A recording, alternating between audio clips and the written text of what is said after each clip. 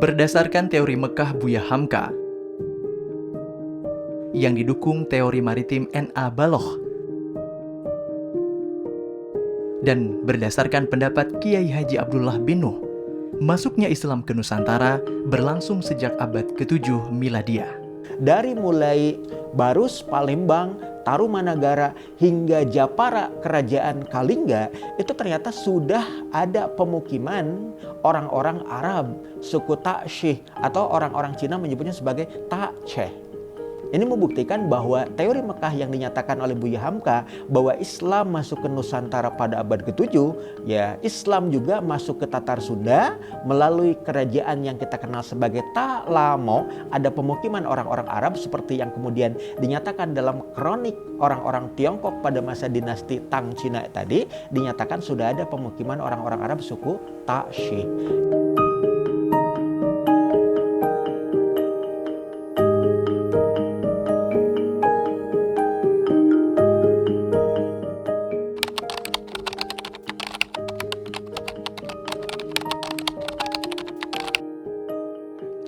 Kisah populer tentang sosok pertama yang berhubungan dengan Islam di Tatar Sunda adalah Haji Baharudin Al-Jawi alias Haji Purwa.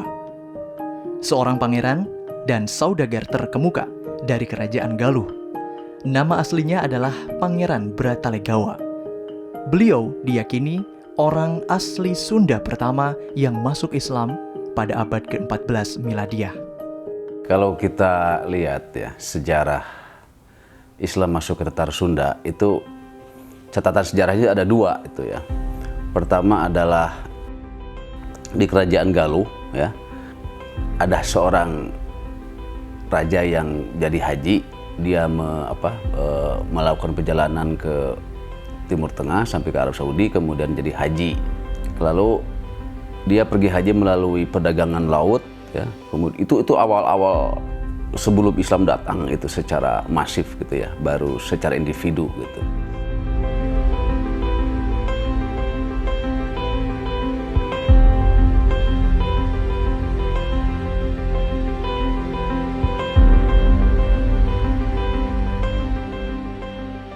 Hanya saja, ketika Haji Purwa pulang ke Tatar Sunda pada 1337 Miladiah, dakwahnya di kerajaan Galuh kurang mendapatkan perhatian dan penerimaan dari anggota kerajaan. Kemudian, beliau melangsungkan dakwahnya tidak di kampung halamannya. Nah, Pangeran Bratalegawa itu dikisahkan dalam kisah Carita Purwaka Carubanagari bahwasanya sosok Bratalegawa itu pernah kemudian berangkat ke negeri-negeri Arab di wilayah Timur Tengah. Bahkan dikisahkan beliau itu telah memeluk Islam dengan menikahi salah seorang di antara putri ya penguasa yang ada di wilayah ya Gujarat. Namanya adalah ya Putri Farhana. Begitu pulang kembali ke ya Galuh ya ke tempat asalnya, beliau dikenal sebagai Haji Purwa. Haji paling awal di antara para kesatria Sunda. Haji paling awal ya, permulaan di antara para inohong Sunda pada waktu itu. Dan di sana juga dikisahkan bahwa ada banyak di antara tokoh-tokoh inohong Sunda, bahkan para pangeran, para kesatria Sunda yang pada periode berikutnya menjadi seorang mukmin yang taat.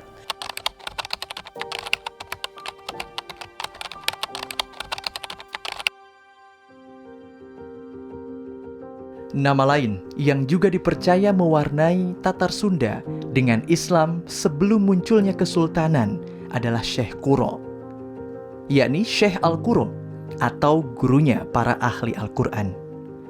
Beliau berasal dari Ummul Qura, Mekah.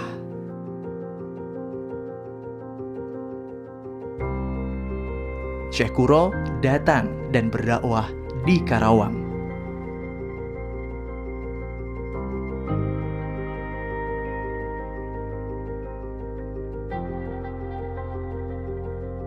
Hasanuddin yang menumpang kapalnya Cengho itu yang berlayar dari Campa kemudian ke Sumatera, ke Jawa sampai ke Majapahit gitu. Dia turun di Tanjung Pura ya, di daerah Karawang, turun kemudian dia membuka padepokan. Bahwa di akhirnya sampai ke Cirebon, penguasa Pajajaran saat itu kurang berkenan dengan dakwah beliau, akhirnya beliau hijrah ke Tanjung Pura ya. Hari ini kita kenal dengan Karawang misalnya.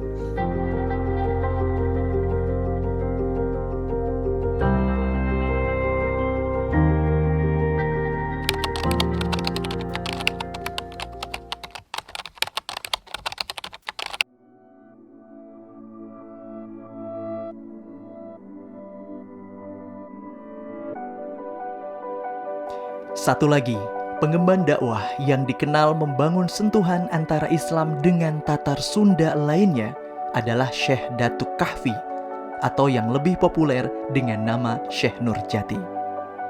Beliau adalah utusan penguasa Baghdad pada era para Sultan Tatar Mongol, yakni Syarif Sulaiman, dan pernah bermukim di Mekah.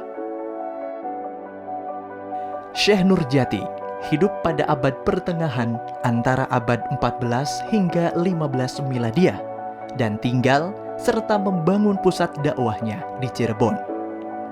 Dia mendarat di pantai utara Cirebon, kemudian membuka pemukiman, membabat hutan, kemudian dia menyebarkan Islam itu.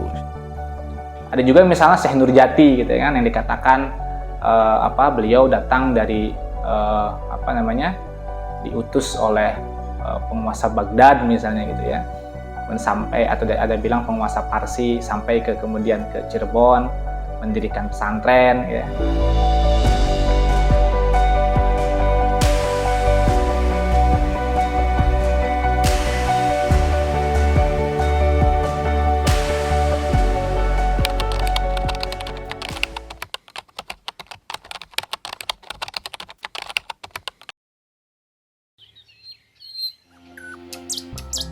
Bukti Islam sudah mengakar sejak lama lainnya adalah tersebarnya dua pemikiran Islam arus utama.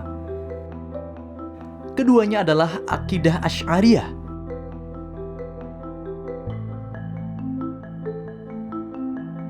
dan fikih Syafi'iyah.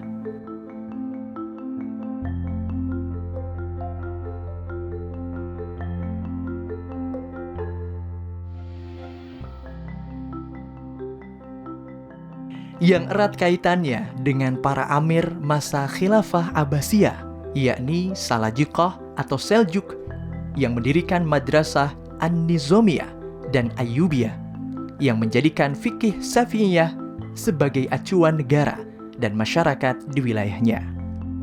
Keduanya dari dulu hingga kini sangat populer di tanah Nusantara, termasuk Tatar Sunda. Bahkan diperkirakan masuknya sejak abad 9 dan 10 Miladiah. Ya, apalagi kemudian kalau kita membicarakan Mekah ya. Mekah itu sudah lama ada yang namanya Nizamul Ashraf ya. Nizamul Ashraf itu jadi Mekah dipimpin oleh seorang syarif ya, dikenal dengan Syarif Makkah, yang mereka adalah Alawiyin. ya, dari Ahlul Bait Nabi, ya, keturunan Sayyidina Ali radhiyallahu an, yang memang memerintah Mekah gitu. Nah, itu jabatan seperti itu sudah ada sejak masa Abbasiyah gitu. Termasuk pada masa Haji Purwa masuk Islam tersebut gitu. Pembawanya diyakini adalah para ulama keturunan Imam Ahmad bin Isa al-Muhajir Naqib Alawiyin masa khilafah Abbasiyah. Beliau adalah keturunan baginda Rasulullah SAW yang hijrah dan tinggal di Hadramaut.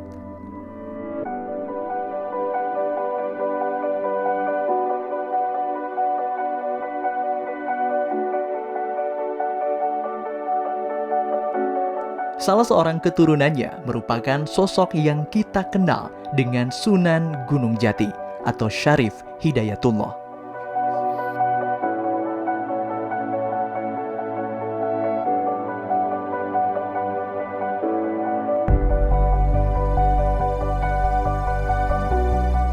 Jadi kalau dalam bahasa Mama Abdullah bin Nuh itu ketika menjelaskan nasab ya, nasab para Alawiyin yang sampai ke kita gitu ya. Jadi itu keturunan-keturunannya Sayyid Ahmad bin Isa al-Muhajir gitu. Jadi beliau, ayah beliau, kakek beliau itu posisinya nakib gitu. Nakib itu artinya itu kita bisa cek misalnya di kitab Al-Ahkam As-Sultaniyah gitu. Ada istilah namanya Naqabah Ratabil Ashraf. Jadi struktur resmi yang ditetapkan oleh khalifah ya, khususnya terutama untuk mengurusi para Alawiyin dan Abbasiyah. Jadi kita boleh katakan bahwa ya sangat aneh gitu ya, bahwa dakwah Islam yang nun jauh di sana dia sampai ke kita tanpa kemudian peran para khalifah gitu.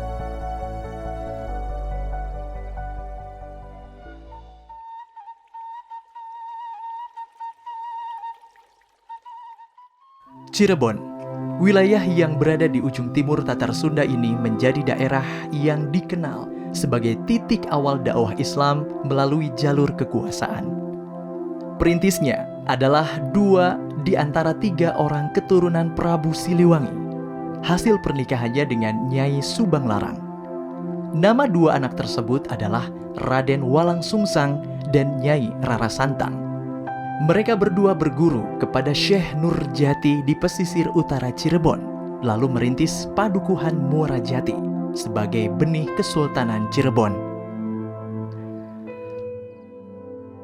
Tak lama dari itu, mereka melakukan perjalanan haji ke Tanah Suci Mekah.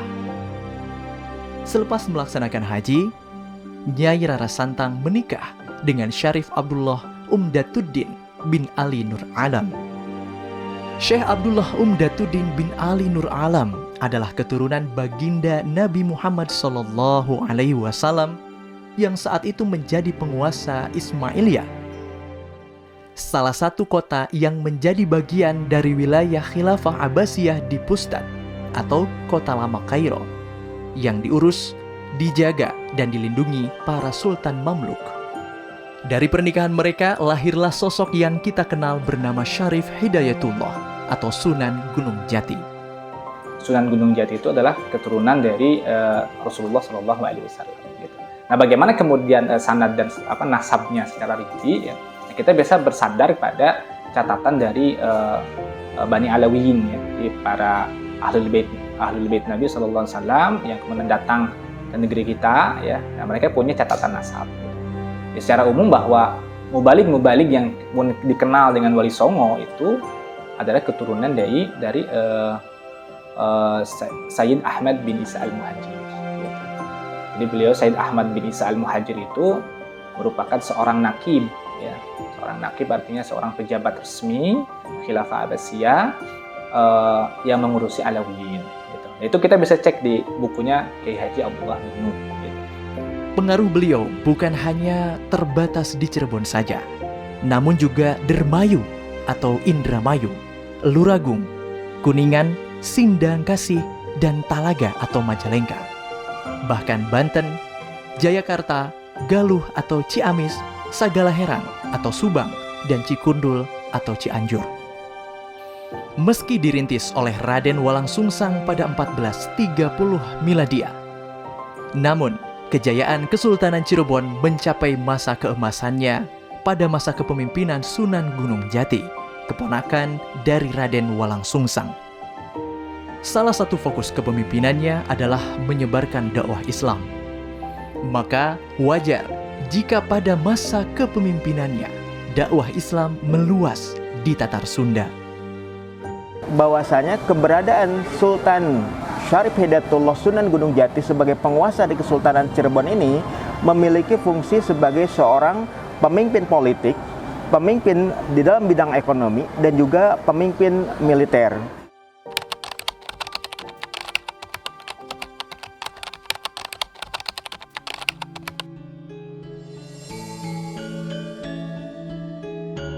Sunda Kelapa. Sunda Kelapa, sejak awal peradaban Miladiah, tempat ini menjadi salah satu daerah pelabuhan strategis Nusantara. Pada 1521 Miladiah, Portugis dan Kerajaan Pakuan Pajajaran membangun hubungan kerjasama niaga dan militer di Sunda Kelapa. Hal itu membuat Syarif Hidayatullah murka, mengingat sebelumnya penjajah Portugis telah merebut Malaka dan menghancurkan Samudra Pasai.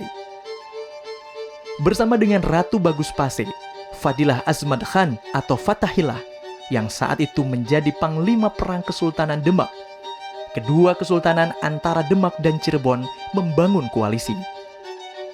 Mereka merancang kekuatan untuk memerangi penjajah Portugis di Sunda Kelapa. Pada akhirnya, Portugis berhasil diusir pada 22 Juni 1527 Miladiah.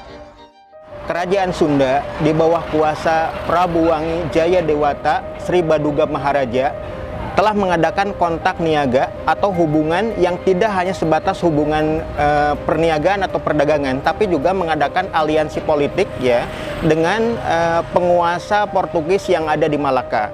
Pada waktu itu Prabu Wangi Jayadewata Sri Baduga Maharaja mengutus putra mahkotanya yaitu Sang Surawisesa untuk mengadakan perundingan dengan Alfonso de Albuquerque, ya, penguasa Portugis yang ada di Malaka. Maka kemudian ketika berita itu sampai ke wilayah Kesultanan Islam Cirebon, maka kemudian ini membuat ya kemarahan bagi kaum muslim, pemimpin muslim yang ada di Cirebon, di Keraton Pakungwati Carubanagari, yaitu Sultan Syarif Hidayatullah Sunan Gunung Jati. Syarif Hidayatullah Sunan Gunung Jati mengerahkan ya bala tentaranya, pasukan kaum muslim yang dipimpin oleh menantunya, yaitu Fadilah Azmad Khan yang kita kenal sebagai Fatahillah. Maka beliau berangkat dari pelabuhan Muara Jati menuju pelabuhan Sunda Kelapa. Pertempuran yang dimenangkan oleh pasukan Fatahillah itu menggunakan armada perang dengan senjata meriam tempur. Senjata tersebut tergolong paling mutakhir pada masanya. Senjata ini adalah artileri khas pasukan Khilafah Utsmaniyah. Diyakini bahwa Fatahillah mempelajarinya dari para perwira Khilafah Utsmaniyah. Kemenangan Fatahillah ini kemudian diiringi dengan keputusannya mengubah nama Sunda Kelapa menjadi Jayakarta, nama yang kemudian menjadi cikal bakal Jakarta. Nama Jayakarta merupakan pemberian dari Sunan Gunung Jati. Menurut Profesor Ahmad Mansur Suryanegara, merujuk pada istilah Fathan Mubina yang terdapat dalam Al-Quran dan memiliki makna kemenangan yang nyata.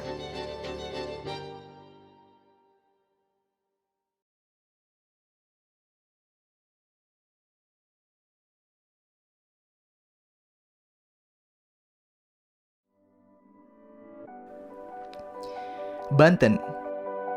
Pengaruh Sunan Gunung Jati bukan hanya menyentuh Sunda Kelapa. Pengembangan dakwahnya juga sampai ke ujung barat Tatar Sunda, yakni Banten.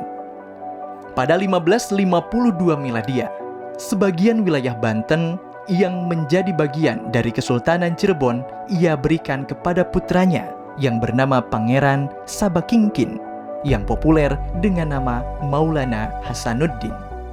Bahwa Sultan Hasanuddin itu putra dari Sultan Cirebon, Syarif Hidayatullah, yang ibunya adalah Nyi Kaung Anten. Nyi Kaung Anten itu putri daripada Bupati Banten. Kemudian lahirlah Hasanuddin dari perkawinan antara Syarif Hidayatullah dengan Nyi Kaung Anten. Di usia 17-an katanya, beliau dititipkanlah kepada dua tokoh utama yang dari kalangan Pucuk Umun itu, Pajajaran, penguasa di Banten saat itu, yang disebut dalam legenda itu Agus Co dan Mas Jong. Kemudian setelah umur 17-an gitu, udah remaja, diangkatlah sebagai pemimpin di Banten. Terus berjuang sampai menjadikan sebuah kesultanan. Tidak lama dari itu kemudian juga institusi Kesultanan Banten didirikan. Ya. Jadi kalau di Cirebon oleh beliau langsung Syarif Hidayatullah, kalau di Banten kemudian oleh putranya ya, Maulana Hasanuddin. Maulana Hasanuddin dalam kepemimpinannya memimpin upaya jihad untuk membebaskan kerajaan Pakuan Pajajaran yang saat itu berpusat di Bogor. Upayanya baru berhasil pada masa kepemimpinan putranya, yakni Maulana Yusuf. Perang yang dahsyat tersebut terjadi pada tahun 1579 Miladiah. Dalam perang tersebut, pasukan Maulana Yusuf menggunakan meriam tempur yang dioperasikan oleh 20 orang pasukan dari Turki. Perlu diketahui bahwa pada masa sebelum pemerintahan Maulana Yusuf, Khalifah Salim II bin Sulaiman Al-Qanuni pernah mengirimkan bantuan militer kepada Kesultanan Aceh Darussalam, sekaligus terjadinya penetapan bahwa wilayah yang dipimpin Aceh adalah bagian dari Khilafah Utsmaniyah.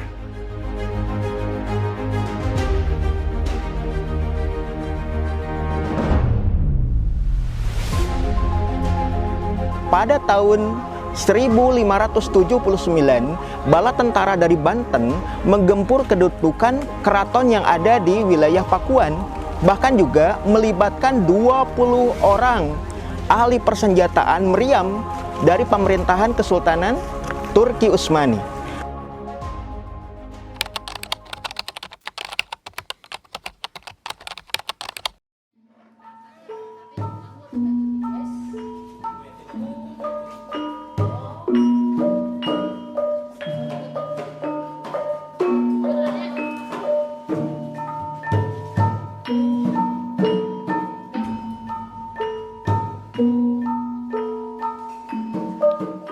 Sumedang.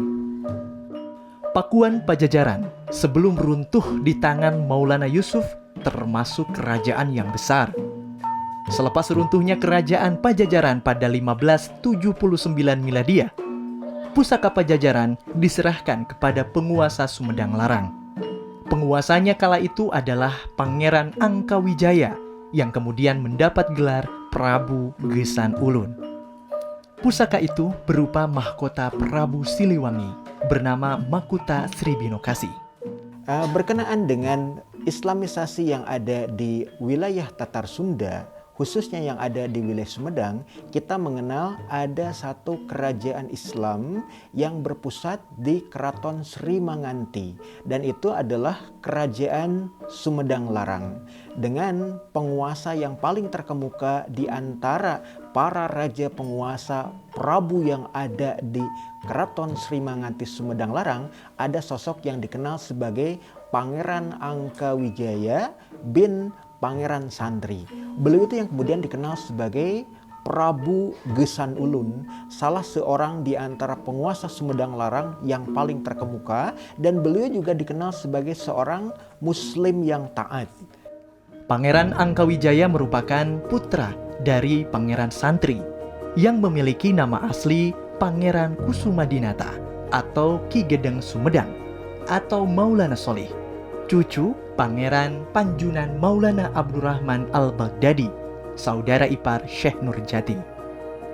Pangeran Santri merupakan penerus penguasa Sumedang Larang yang berkuasa sejak tahun 1530 hingga 1578 Miladiah. Beliau memimpin kerajaan Sumedang Larang setelah menikahi Nyai Ratu Pucuk Umun, putri pewaris kuasa Sumedang keturunan Prabu Lingga Wisesa. Dari pernikahan itu lahirlah Raden Mas Pangeran Angkawijaya atau Prabu Gesan Ulun. Maka tak mengherankan jika pusaka Pajajaran diserahkan kepada Prabu Gesan Ulun. Secara silsilah, beliau masih dalam keluarga para penguasa Tatar Sunda, satu keturunan dengan Prabu Siliwangi. Peristiwa penyerahan mahkota Sri Binokasi ini sekaligus menegaskan bahwa Pajajaran kini pun telah menjadi tanah Islam. Periode berikutnya kita juga tahu sosok yang dikenal sebagai raja penguasa di Keraton Sri Manganti yang kita kenal sebagai Pangeran Arya Surya Atmaja yang lazim kita kenal sebagai Pangeran Mekah. Beliau juga sosok raja penguasa di Sumedang Larang yang juga merupakan sosok santri sinatria, sosok yang nyantri, yang berpendidikan dan juga menjadi mukmin yang taat. Bahkan keberadaan Pangeran Arya Surya Atmaja tadi dikenal sebagai penguasa muslim yang soleh sampai ke wilayah Nangru, Aceh, Darussalam. Pangeran Arya Surya Atmaja tadi lebih dikenal sebagai Pangeran Mekah. Kenapa demikian? Karena pada tahun 1921 beliau berkenan untuk munggah haji ke Baitullah, menunaikan ibadah haji ke wilayah Haramain, Mekah dan Madinah. Dan ketika beliau sedang menunaikan ibadah haji, beliau kemudian ternyata wafat dan dikebumikan di wilayah pekuburan Al-Ma'la yang ada di Mekah Al-Mukarramah. Oleh karena itu kemudian beliau digelari dan lazim dikenal sebagai Pangeran Mekah. Wilayah Sumedang Larang yang dikuasai Prabu Gesan Ulun membentang dari Sukabumi, Ukur atau Bandung, Limbangan atau Garut, Karawang, Sagalaherang atau Subang, Sumedang, Sukapura atau Tasikmalaya, hingga Galuh atau Ciamis yang bergabung menjadi wilayah bagian Kesultanan Mataram Islam yang berpusat di Kertasura atau Yogyakarta. Ditambah lagi dakwah Raden Arya Wangsa Goparana, murid Sunan Gunung Jati, sebagaimana Pangeran Santri Kusumadinata, beserta keturunan dan pengikutnya di wilayah barat Sumedang Larang, yakni Sagalaherang, Cikundul, dan sekitarnya, sebagian Purwakarta, Subang, Cianjur, dan Sukabumi saat ini, semakin menguatkan Islamisasi di bekas wilayah Pajajaran. Sehingga, dengan dikuasainya Pajajaran ini, sempurnalah seluruh Tatar Sunda ada di bawah naungan kuasa Islam.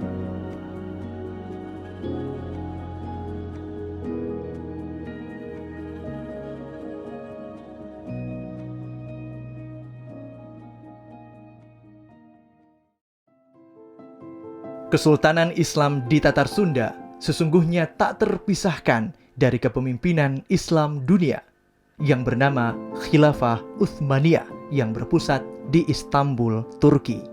Pada tahun 1636 Miladia, Sultan Abdul Qadir dari Banten mengirim utusan ke Syarif Mekah yang merupakan perwakilan resmi dari Khilafah Utsmaniyah di Hijaz. Syarif Mekah kemudian menganugerahi gelar Sultan Abul Mafakhir Mahmud Abdul Qadir kepada Sultan Abdul Qadir pada tahun 1638 Miladiah. Hubungan Banten dengan Turki Utsmani itu memang tidak langsung. Misalnya Sultan Banten yang keempat itu mengirim utusan di 1336 ya pulang 1638 ke Syarif Zaid Mekah, artinya gubernur Turki Utsmani di Mekah. Lalu kemudian tentu Syarif Zaid Mekah itu meneruskan, paling tidak membuat berita acara dan melanjutkan ke sana. Artinya itu bisa dikatakan ada hubungan antara Turki Utsmani dengan Banten. Dan konsisten ketika Sultan berikutnya di 1651 Agung Tirtayasa ngirim juga.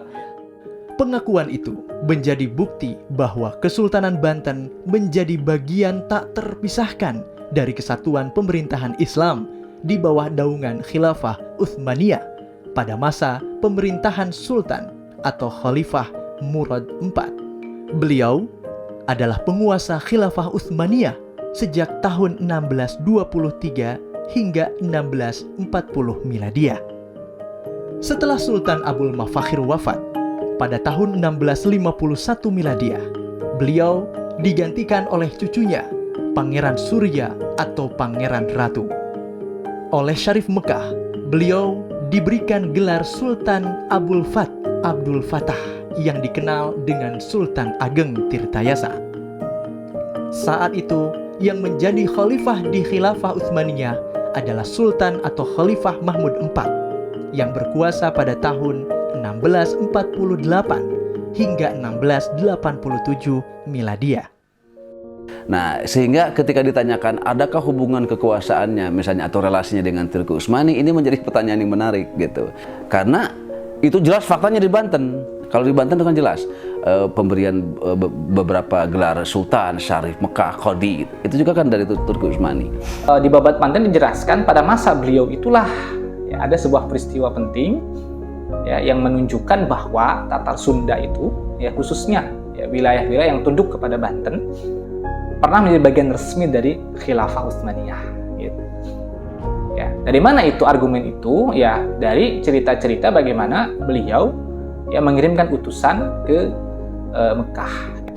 Maka dengan demikian, dengan sepulangnya tersebut, ya diumumkan ya, gelar kesultanan, bahkan dititipi kitab, gitu ya, di kitab yang menjelaskan tentang ya, panduan berpolitik, ya, Al-Mawahibur Rabbaniyah, ya, Al-As'ilatul Jawiyah itu.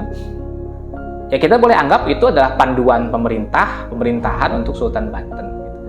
Dan hubungan strukturalnya terus dijaga bahkan ketika Sultan Abdul Mafahir meninggal. Gitu.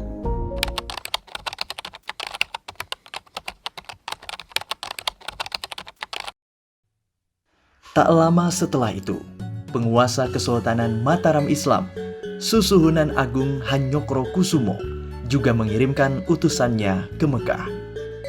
Utusan Kesultanan Mataram Islam itu disambut dengan baik, dan sepulangnya dari Mekah, Susuhunan Agung Hanyokro Kusumo resmi mendapatkan gelar Sultan Abdullah Muhammad Maulana Al-Matarami. Di Kartasura, beliau menggunakan gelar Sayyidin Panatagama, Satria ing Ngalaga, Khalifatur Rasul ing Tanah Jawa, yang bermakna penghulu dalam persoalan keagamaan, panglima di medan perang, dan pemimpin pengganti Rasul yang berkuasa di Pulau Jawa. Peristiwa ini meneguhkan bahwa Sumedang Larang dan Cirebon yang menjadi bagian dari Kesultanan Mataram Islam adalah bagian tak terpisahkan dari Khilafah Utsmaniyah. Pemberian gelar tersebut dari Syarif Mekah sebagai wali khilafah menunjukkan adanya pelimpahan imarah ammah alal bilad kepada para sultan untuk mewakili khalifah dalam penerapan syariah Islam dan melaksanakan riayatus su'un atau pengaturan urusan kaum muslimin di daerah kekuasaannya. Ya, Tatar Sunda itu pernah secara full, secara utuh, ya, bahkan itu masuk pada wilayah Khilafah Utsmaniyah secara resmi. Gitu. Ya, dalam bentuk akad wilayah ammah tadi. Jadi bagaimana Syarif Mekah sebagai wakil Khalifah Utsmaniyah itu kemudian memberikan wilayah ammah kepada Syarif Mekah memberikan wilayah ammah kepada para sultan-sultan tersebut.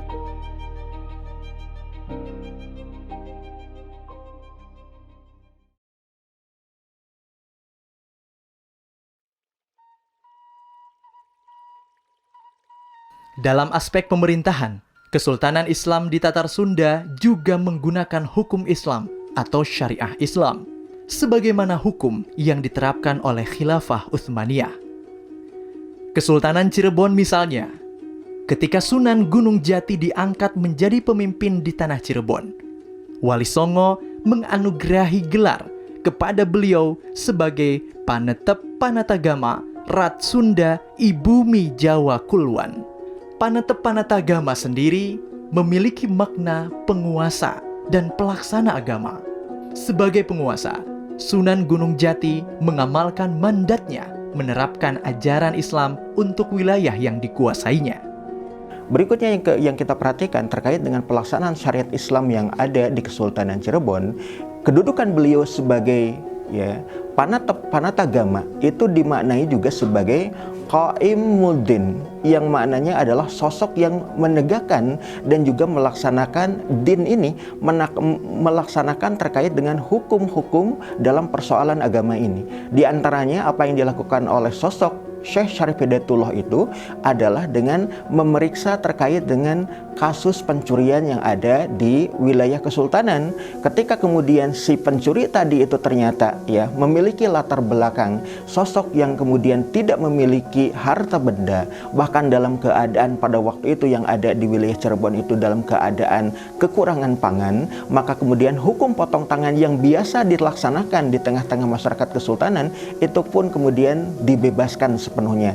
Karena apa? Karena dalam konteks syariat Islam, ketika orang kelaparan, ketika kemudian dia itu tidak memiliki harta benda untuk dia konsumsi untuk keperluan hidupnya, maka masih diperkenankan untuk mengambil barang tanpa hak. Maka kemudian hukum potong tangan itu kemudian dibebaskan. Demikian halnya dengan Sultan Banten. Dalam naskah yang bersumber dari Babad Sejarah Banten, disebutkan bahwa Maulana Hasanuddin adalah pelaksana hukum Islam. Wilayah kekuasaannya menjadi sejahtera karena mengikuti syariah Islam. Apa yang dilakukan oleh Maulana Hasanuddin juga diteruskan anak cucunya, termasuk Maulana Yusuf dan Maulana Muhammad. Pemerintahan dengan tata aturan Islam yang dirintis kakeknya terus dilanjutkan. Demikian pula dengan keinginannya untuk melakukan jihad fisabilillah. Keturunan di generasi berikutnya juga terus menjaga pelaksanaan syariah Islam ini, termasuk dalam pengaturan ekonomi dan peradilan. Dalam waktu tertentu, bahkan Sultan turun menyelesaikan konflik masyarakat atau husumat yang tak dapat diselesaikan oleh qadi. Sedangkan terkait mazolim yang dilakukan pejabat maka langsung ditangani oleh Sultan. Ada Undang-Undang Banten itu abad 17-18. Itu di situ katanya ada 11 ya, ada 11 sistem hukum atau kompilasi hukum yang diambil dari berbagai macam realitas gitu. Kan hukum di Nusantara itu pada zaman kesultanan itu ada hukum Islam ya, hukum adat, kemudian hukum kerajaan, hukum internasional, dan hukum yang dibuat oleh kolonial gitu. Jadi hukum itu macam-macam. Tapi karena dia adalah kesultanan Islam, maka concern ya untuk menjalankan syariat Islam itu pasti ada.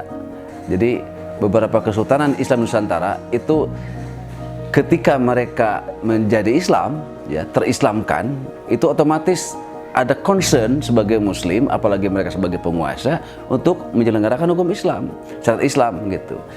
Penerapan syariat Islam di Kesultanan Banten bisa kita pelajari dalam naskah Babad atau Sejarah Banten. Di antara informasi yang bisa kita dapatkan bahwa sejak masa Maulana Hasanuddin disebutkan gitu, bagaimana syariat Islam itu diterapkan gitu. Bahkan dalam Babad disebutkan kesejahteraan negeri Banten itu ya karena penerapan syariat gitu. Dan ini kemudian dilanjutkan di masa-masa sultan setelahnya gitu, bagi para pemimpin setelahnya gitu, baik pada masa Maulana Yusuf ataupun Maulana Muhammad gitu. Disebutkan bahwa pada masa Maulana Muhammad itu beliau itu mengikuti tata cara pemerintahan ayahnya ya sama gitu. Artinya bagaimana beliau itu dikenal sebagai berilmu, seorang ulama gitu ya. Jadi seorang pemimpin sultan sekaligus seorang ulama yang mengamalkan Al-Qur'an, hadis, tafsir dan fikih gitu. Ya, bahkan beliau juga memiliki semangat besar untuk jihad ya, sabilullah gitu ya, melawan orang-orang kafir. Gambarnya seperti itu dalam naskah-naskah Babad Banten itu. Berbagai uraian fakta sejarah ini semakin memperjelas bahwa risalah Islam yang kini mengakar di Tatar Sunda merupakan perwujudan dari perjuangan para perintis Kesultanan Islam yang ada di bawah naungan Khilafah Islamiyah.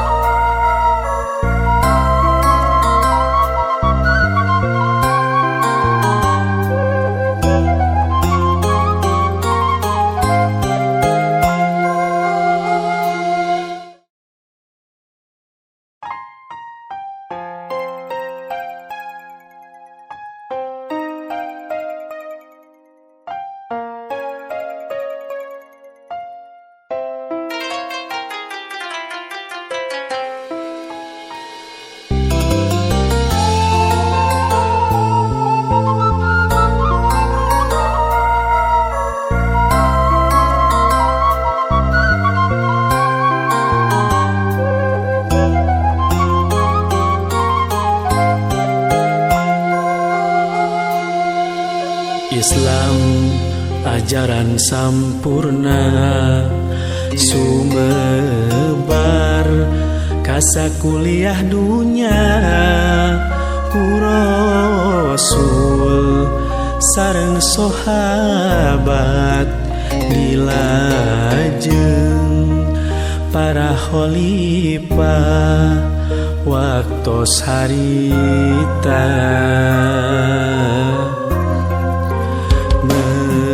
mentas ka Nusantara jog anjog di tanah Pasundan ti harita ngadeg Sunan Gunung Jati katengah Kangjeng Sunan Patahila beras ka Banten Sultan Hasanuddin tereh teu benten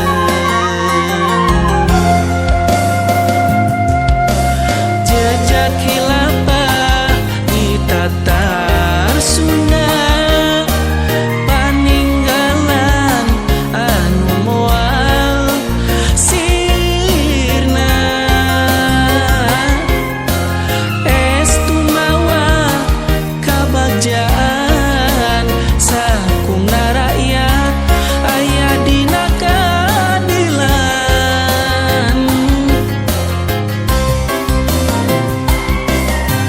jejak khilafah di Tatar Sunda janten saksi sinatria di medan perang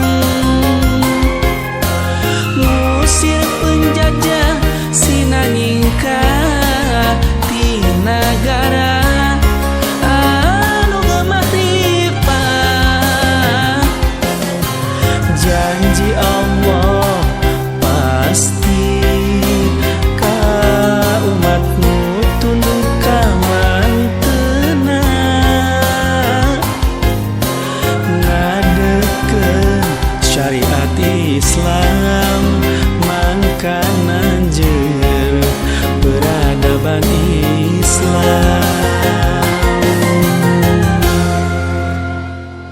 Syarif Hidayatullah Sunan Gunung Jati mengerahkan bala tentaranya pasukan kaum muslim yang dipimpin oleh menantunya yaitu Fadila Azbatkan yang kita kenal sebagai Fatahillah. Jadi hubungan-hubungan itu yang memperkuat antara Kesultanan Turki Utsmani dengan kesultanan-kesultanan di Nusantara, termasuk di Sunda. Itu jelas faktanya di Banten. Tatar Sunda itu pernah secara utuh ya, itu masuk pada wilayah Khilafah Utsmaniyah secara resmi.